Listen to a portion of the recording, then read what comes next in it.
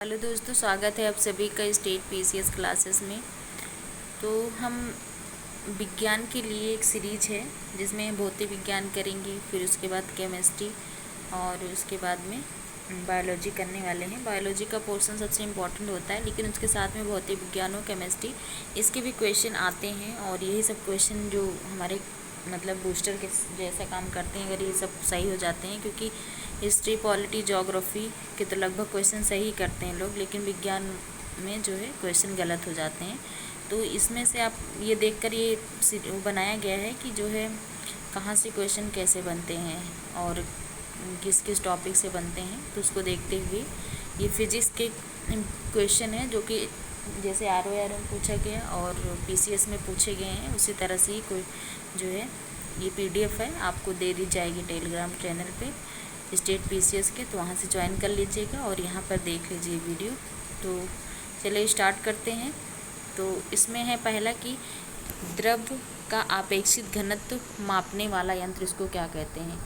तो द्रव का अपेक्षित घनत्व मापने वाले को क्या कहते हैं, तो ये हाइड्रोमीटर बोलते हैं। और उसके बाद में आर्द्रता मापन मापने को, तो आर्द्रता मापन को हाइग्रोमीटर। देखिए हाइड्रोमीटर और हाइग्रोमीटर में कंफ्यूज मत करिएगा, क्योंकि द्रव के अपेक्षित घनत्व मापने का जो यंत्र है उसको हाइड्रोमीटर कहते हैं, और जो आर्द्रता मापने का है उसको हाइग्रोमीटर कहते हैं। नेक्स्ट है कि ध्वनि की तीव्रता मापने के लिए किसका प्रयोग करते हैं। तो इसमें जो है ऑडियो से याद कर लेना, ध्वनि कैसे ऑडियो बोलते हैं ध्वनि को ना, तो इसको बोलते हैं ऑडियोमीटर। ध्वनि की तीव्रता मापन को ऑडियोमीटर कहते हैं। फिर उड़ते विमान की ऊंचाई मापने के लिए उसको क्या कहते हैं, तो उसको अल्टीमीटर कहते हैं। जब उड़ते हुए विमान की कोई मतलब ऊंचाई मापने के जो यंत्र होता है उसको अल्टीमीटर कहते हैं। नेक्स्ट है कि वायु की शक्ति और गति मापने के लिए किसका प्रयोग होता है, तो एनीमोमीटर का प्रयोग होता है, एनीमोमीटर का। और सूर्य किरणों की तीव्रता निर्धारित करने वाला यंत्र कौन सा है, तो एक्टियोमीटर होता है ये। उसके बाद वर्षा मापक यंत्र का यूडोमीटर होता है, और वर्षा की मात्रा ज्ञात करने वाला यंत्र को रेन गेज कहते हैं। अब देखते हैं कि ये क्वेश्चन बहुत बनता है कि अवतल लेंस मतलब किस में प्रयोग होता है और उत्तल लेंस, तो इसको भी देखते हैं। अवतल लेंस निकट दृष्टि दोष में प्रयोग होता है, जिसमें क्या होता है निकट दृष्टि दोष, जिसको मायोपिया भी कहते हैं। तो उसमें ऐसा होता है कि जो पास की चीज़ें होती हैं वो तो दिखाई देती हैं, लेकिन इसमें दूर की चीज़ें नहीं दिखाई देती हैं। तो इसमें जो है अधिकतर किस एज में होता है ये मायोपिया, तो ये जो है अधिकतर कम एज की उम्र में, मतलब कम एज में होता है। तो इसमें जो है अवतल लेंस का प्रयोग किया जाता है। और वाहनों की हेडलाइट में भी अवतल लेंस का प्रयोग होता है। उसके बाद दाढ़ी बनाने के लिए जो शीशे का उपयोग करते हैं, जो दाढ़ी बनाते हैं जैसे कि सैलून वगैरह में, तो वो जो है किसका प्रयोग करते हैं, तो वो भी अवतल लेंस का प्रयोग करते हैं। ये सब एग्जाम्पल पूछे जाते हैं। मोतियाबिंद के इलाज के लिए भी अवतल लेंस का प्रयोग होता है। उसके बाद दांत के जो डॉक्टर होते हैं, आपने कभी डॉक्टर के दांत के दुकान पे गए होंगे तो ऐसे देखने के लिए शीशा लगा होता है, तो वो भी वहाँ पर भी अवतल लेंस का प्रयोग हुआ रहता है। तो ये सभी एग्जाम्पल हैं, ये मतलब एग्जाम्पल याद कर लीजिएगा कि पूछ लेता है कि किस लेंस का प्रयोग होता है इस समय। अब देखते हैं, आगे बढ़ते हैं। और उत्तल लेंस का प्रयोग किस किस में होता है, तो दूर दृष्टि दोष, जिसमें क्या होता है पास की चीज़ें नहीं दिखाई देती, दूर की चीज़ें दिखाई देती हैं। वो वही 30-35 के बाद 40-45 के एज में होता है, 45 के दूर दृष्टि दोष। उसके बाद वाहनों की साइड में लगा शीशा भी उत्तल लेंस का होता है। ज्योतिष द्वारा जो हाथ देखा जाता है वो भी उत्तल लेंस का ही उसमें प्रयोग हुआ रहता है। उसके बाद घड़ी के अंदर के भाग को देखने के लिए जिसका प्रयोग होता है वो भी उत्तल लेंस का होता है, और प्रयोगशाला में भी उत्तल लेंस का प्रयोग होता है। अब देखते हैं ध्वनि तीव्रता मापने की इकाई कौन सी है, तो इसको जो है डेसिबल कहते हैं। ध्वनि तीव्रता मापने की इकाई को क्या कहते हैं, डेसिबल कहते हैं। इसमें पूछ लेता है कि साधारण बातचीत में कितना डेसिबल होता है, तो 30 से 40 डेसिबल होता है। जोर से बातचीत में 50 से 60 डेसिबल होता है। और जेट विमान जो चलता है उसमें 140 से 150 डेसिबल होता है, DB बोलते हैं इसको। ट्रैक्टर में जो होता है, ट्रक या ट्रैक्टर में, उसमें 90 से 100 डेसिबल होता है। और जो फुसफुसाहट या सरसराहट की जो आवाज़ होती है उसमें जो है 20 डेसिबल ध्वनि होती है। अब देखते हैं कि गुरुत्वीय त्वरण का न्यूनतम मान कहाँ पे होता है। तो जो न्यूनतम मान होता है गुरुत्वीय त्वरण, जिसको गुरुत्वाकर्षण कहते हैं, इसका मान जो है भूमध्य रेखा पर होता है। और अधिकतम कहाँ पे होता है? तो न्यूनतम मान जो है भूमध्य रेखा पर होता है, और अधिकतम कहाँ पे होता है? तो अधिकतम ध्रुवों पर होता है। सबसे ज़्यादा गुरुत्वीय त्वरण जो है ध्रुवों पर होता है, सबसे कम जो है कहाँ पे होता है? सबसे कम इक्वेटर, ये इक्वेटर होता है, और यहाँ पर ध्रुव होता है ये। तो यहाँ पर सबसे कम होता है, यहाँ पर सबसे अधिक होता है। नेक्स्ट है कि तरंगे मुख्यतः कितने प्रकार की होती है? तो 2 प्रकार की होती है। एक होती है यांत्रिक तरंग, दूसरी होती है अयांत्रिक तरंग, जिसको विद्युत चुम्बकीय तरंग भी कहते हैं। और जो यांत्रिक तरंग होती है 2 प्रकार की होती है, जिसको अनुदैर्ध्य तरंग, इसमें अनुदैर्ध्य तरंग होती है, और उसके बाद जो है अनुप्रस्थ तरंग होती है। और इसको अनुदैर्ध्य तरंग को समांतर ध्वनि कहते हैं, अनुप्रस्थ को लंबवत प्रकाश कहते हैं।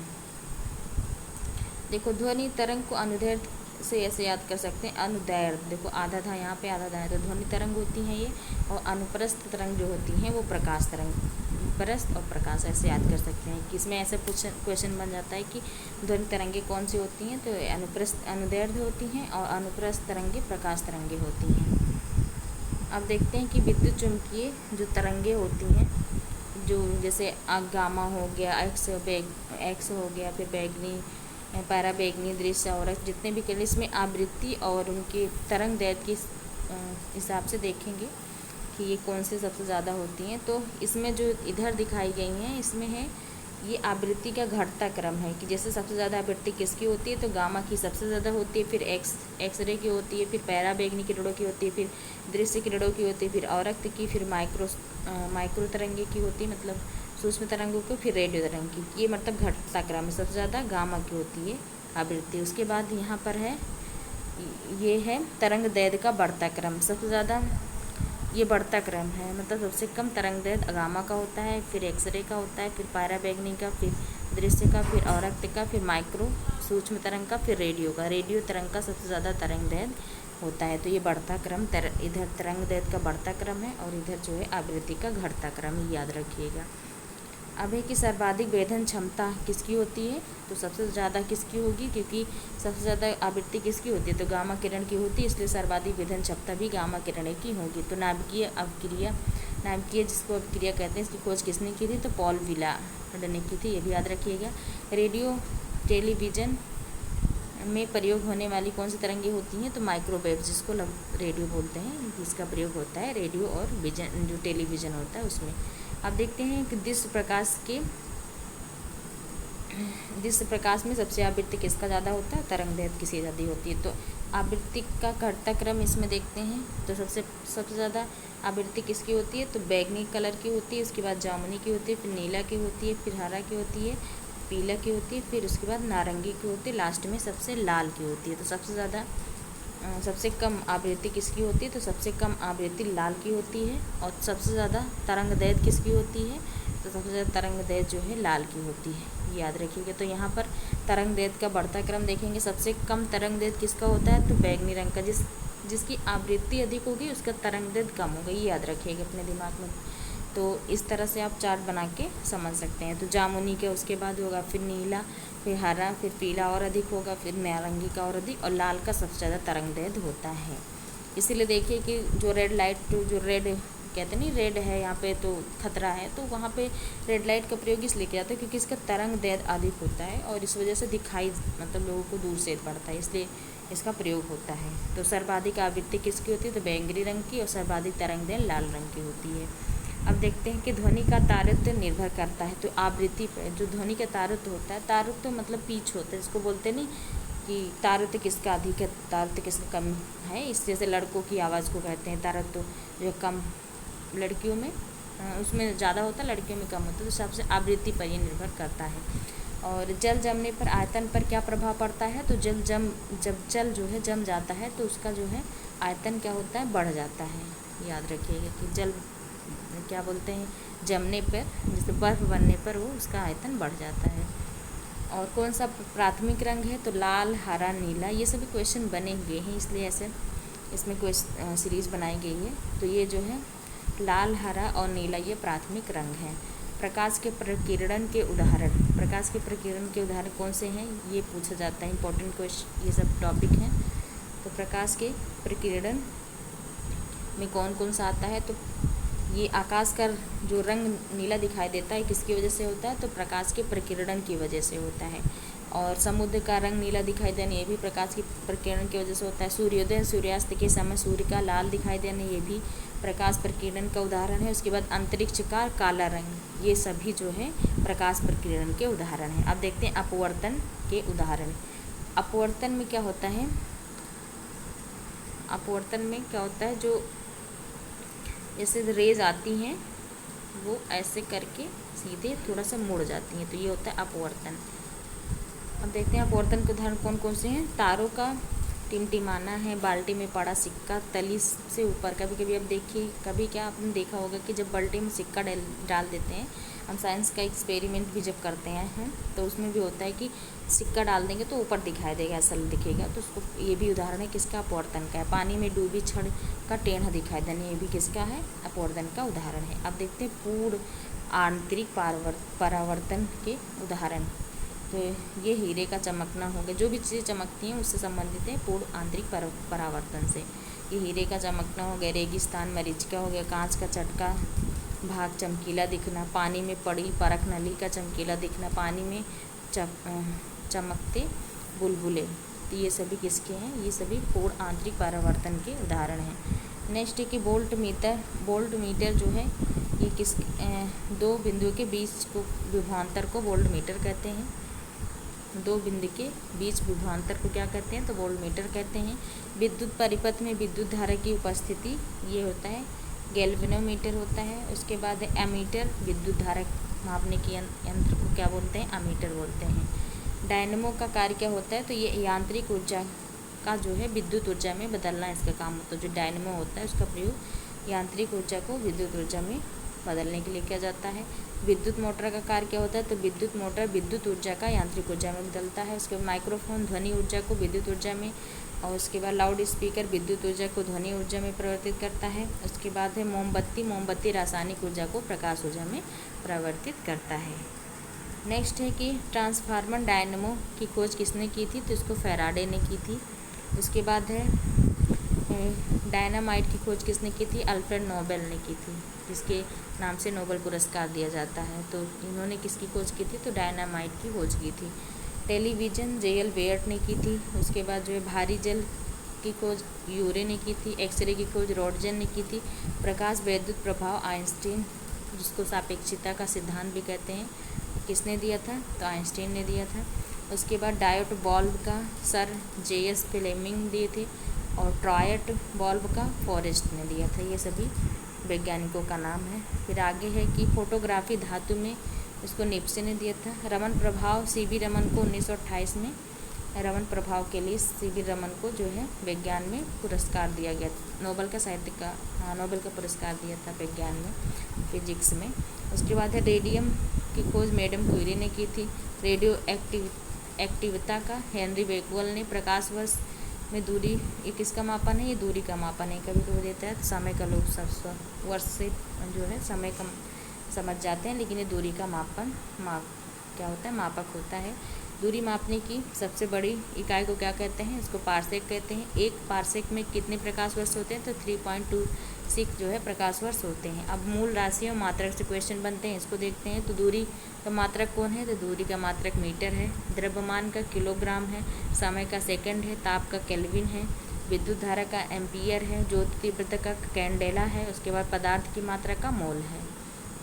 आगे बढ़ते हैं और देखते हैं कि सार्वभौमिक गुरुत्वाकर्षण नियतांक जी के मान की खोज किसने की थी, हेनरी कैवेंडिश ने की थी। हाइड्रोलिक ब्रेक के कार्य करने का सिद्धांत पास्कल के नियम पर चलता है। अब देखते हैं आगे केशिकत्व के उदाहरण पूछ ले जाते हैं एग्जाम में। ये जो भी मतलब इम्पॉर्टेंट टॉपिक है उसको इसमें कवर किया गया है। बहुत शॉर्ट में ही पढ़ना है, ज़्यादा नहीं पढ़ना है, क्योंकि सबसे ज़्यादा किससे क्वेश्चन बनते हैं, बायो से बनते हैं। लेकिन इसको बस देखना है एक बार, मतलब अच्छे से एक बार पढ़ लेना है, इसको भी क्वेश्चन बने तो छूटे नहीं। तो केशिकत्व के उदाहरण क्या है, स्टोव की बत्ती में मिट्टी के तेल का ऊपर चढ़ना है। उसके बाद जो है वर्षा के बाद खेत की जुताई करना, ताकि मिट्टी में बनी में बनी होती है केस नलियाँ वो टूट जाएं। और पानी ऊपर ना आ सके और मिट्टी में नमी बनी रहे। उसके बाद पेड़ पौधों की शाखाओं, तनों, पत्तियों का जल और आवश्यक लवणों का जो लवण होते हैं, नमक होते हैं, ऊपर आते हैं, मतलब पहुंचना। ये सभी काम किसका होता है? केशकत्व के उदाहरण होते हैं। उसके बाद देखते हैं आगे। ये परासर्ब जो प्रासर्ब जो ध्वनियाँ होती है, इसको कौन सुनता है? तो ये जो है पाराध्वनि जिसको बोलते हैं, तो ये जो है कुत्ते व डॉल्फिन द्वारा इसको सुनी जाती है। स्टेथोस्कोप का कार्य क्या होता है? तो ध्वनि के परावर्तन पर यह कार्य करता है। उसके बाद तारों का रंग प्रदर्शित करता है। तारों का तापमान कितना, ये इसके जो है कलर से पता चलता है। उसके बाद मानव शरीर का तापमान कितना होता है? फ़ारेनहाइट में 98.6 होता है। सेंटीग्रेड में कितना होता है? सेंटीग्रेड में 37 डिग्री सेंटीग्रेड होता है। और केल्विन में कितना होता है? याद रखिएगा, तीनों बहुत ही इंपॉर्टेंट है। तो 310 केल्विन होता है केल्विन में। उसके बाद 98.6 फ़ारेनहाइट में होता है, 37 डिग्री सेल्सियस में होता है। नेक्स्ट है कमरे के तापमान पर 20 से 22 डिग्री सेल्सियस पर द्रव जो है धातुएं कौन कौन सी हैं? तो पारा है, गैलियम है, रुबिडियम है, सीरिजियम है, और उसके बाद फ्रेंसियम है। ये सभी जो है कमरे के तापमान पर ये धातुएं जो है द्रव अवस्था में रहती हैं। नेक्स्ट है कि दाब बढ़ने पर जल का क्वथनांक क्या होता है? बढ़ जाता है। फ्यूज तार बनाए जाते हैं तो उच्च प्रतिरोध तथा निम्न गलनांक पर बनाए जाते हैं। नेक्स्ट है कि प्रकाश का रंग निर्धारित होता है तो उसके तरंग दैर्ध्य से जो है प्रकाश का रंग निर्धारित होता है। प्रकाश का रंग किससे निर्धारित होता है? तो उसके तरंग दैर्ध्य से निर्धारित होता है। नेक्स्ट है दो समांतर दर्पणों के मध्य रखी वस्तु के कितने प्रतिबिंब होते हैं? तो जो अगर दो समानांतर दर्पण रखे हुए हैं तो उसके मध्य दूरी कितने प्रतिबिंब होंगे? तो उसके अनंत होंगे। नेक्स्ट है कि आँख की रेटिना पर बना प्रतिबिंब कैसा होता है? तो ये कैसा होता है? वास्तविक होता है और उल्टा होता है। जो आँख के रेटिना पर जो प्रतिबिंब बनता है वो वास्तविक और उल्टा बनता है। नेक्स्ट है कि चुंबक की आकर्षण शक्ति न्यूनतम चुंबक के मध्य में होती है, अधिकतम दोनों छोरों पर होती है। जो चुंबक की आकर्षण शक्ति कहाँ पे होती है? न्यूनतम। तो जो मध्य में बीच में होता है ना, जब हम लोग चिपकाते हैं ऐसे चुंबक को देखते बचपन में, तो यहाँ पर जो है सबसे कम होती है, छोरों पर सबसे अधिक होती है, याद रखिएगा। अब देखते हैं मोस्ट इम्पॉर्टेंट है, और ये जो है बस ये लास्ट पेज ही है। तो सबसे ज़्यादा देखते हैं यंत्र और सिद्धांत ही पूछे जाते हैं कि भाप का इंजन किसने बनाया, कौन से सिद्धांत पे काम करता है? तो ये ऊष्मागतिकी पे काम करता है। विद्युत जनरेटर, तो ये जो है विद्युत चुम्बकीय प्रेरण पे काम करता है। और रॉकेट न्यूटन के तृतीय नियम पर। और वायुयान बर्नौली के सिद्धांत पे ये क्वेश्चन बहुत बनता है। वायुयान किस पे काम करता है? बर्नौली के सिद्धांत पर। और फोटोसेल ये प्रकाश विद्युत प्रभाव पर। और नाभिकीय रिएक्टर नाभिकीय विखंडन पर काम करता है। तो ये सभी जो है ये बस इतना ही, आपको बार बार इसको ये PDF डाल दी जाएगी यूट्यूब स्टेट पीसीएस क्लासेस के टेलीग्राम चैनल पे। तो आप लोग वहाँ से डाउनलोड करके इसको बार बार पढ़िएगा। बस इतना ही फिजिक्स में पढ़ना है। अब केमिस्ट्री में जितना पढ़ना होगा उतना हम करवा देंगे। उसके बाद बायो तो थोड़ा बड़ा है, लेकिन उसका भी कोशिश की जाएगी, वो करवाया जाएगा। तो वैसे वीडियो को देखते रहिए। प्लीज़ चैनल को शेयर सब्सक्राइब करिए। वीडियो देखने के लिए बहुत बहुत धन्यवाद।